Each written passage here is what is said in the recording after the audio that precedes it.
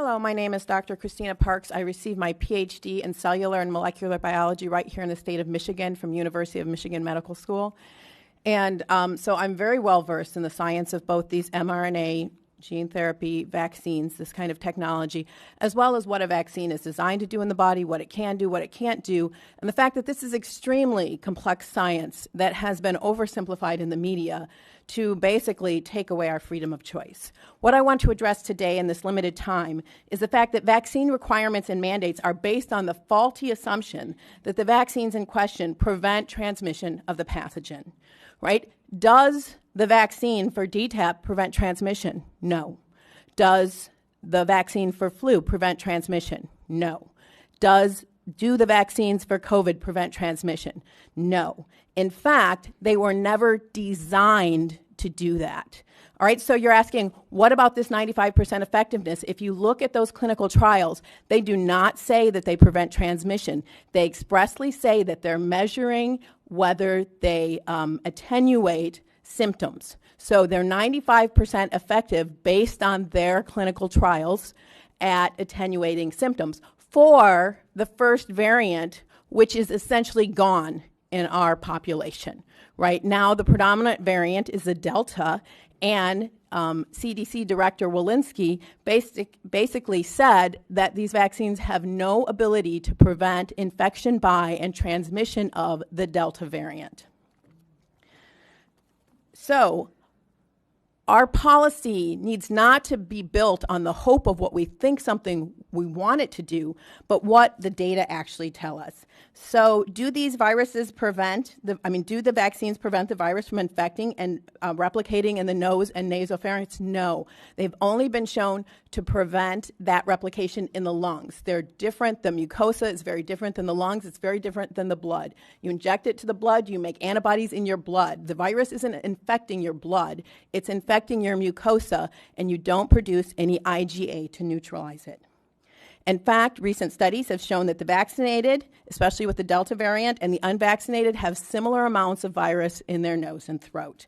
In Barnstable, Massachusetts, the CDC tracked an outbreak of 469 cases of COVID. 74% occurred in fully vaccinated, and 4 out of 5 of those hospitalized were vaccinated.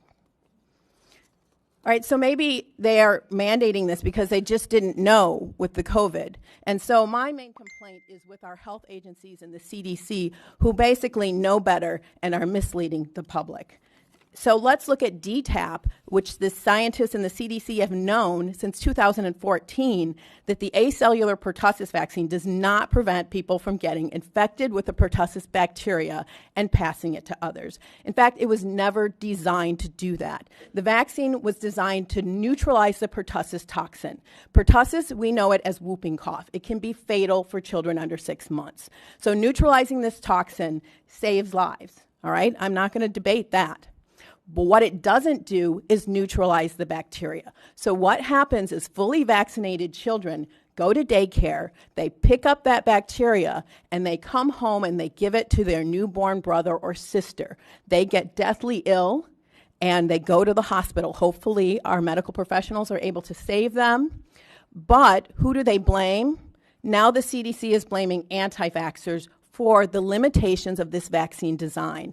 I suggest that they be transparent and tell parents that although it is preventing severe disease in their children, it is not preventing transmission because we have created a whole class of asymptomatic pertussis carriers who are increasing the disease. Now, the old DTP vaccine that many of you who are my age or older got did prevent transmission.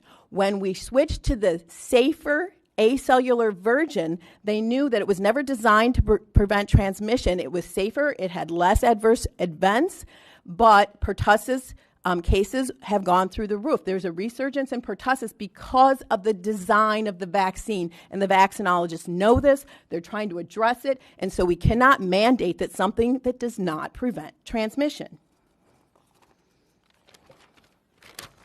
All right, what about the flu vaccine? Well, they have shown that basically there's no difference, there's no statistical difference if you're vaccinated or unvaccinated, whether you get the flu or not. But it's even worse because although that first year it is somewhat effective, it's about 65% effective at preventing symptoms in you, after that, it actually has negative efficacy. And I want to address this because it's very important. Vaccines are made to a specific variant, and when that variant mutates, the vaccine no longer recognizes it. And so it's like you're seeing a completely new virus. And because that's so, you actually get more severe symptoms when you're vaccinated against one variant, and then it mutates, and then your body sees the other variant. So there's the potential, and the science shows that, in fact, with the flu, if you get vaccinated in multiple years, you are more likely to get severe disease, you are more likely to have more viral replication, and you are more likely to be hospitalized, both in adults and in children. We are seeing the same thing in COVID with the Delta variant. And so we are mandating that people get a vaccine that could actually make them more sick when they're exposed to the virus. In fact, this week, a paper came out, and what it showed is that with this Delta variant, when you're vaccinated, your body makes antibodies that are supposed to neutralize the virus. But they were supposed to neutralize the old variant. When they see this new variant, what they're doing is the antibodies are taking the virus and helping it infect the cells. All right, that science was just published this week. We need to be looking at the science, and we need our policy to reflect the science, and we also need it to reflect our rights. Okay.